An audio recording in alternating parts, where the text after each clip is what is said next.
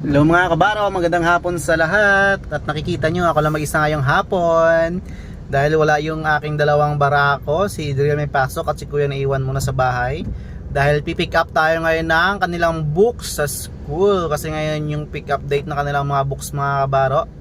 Samahan nyo ako, let's go! Then mga kabaro, nakuha ko na yung dalawang books ng aking barako. Ito yung books ni Adriel at ito naman yung kay Kuya.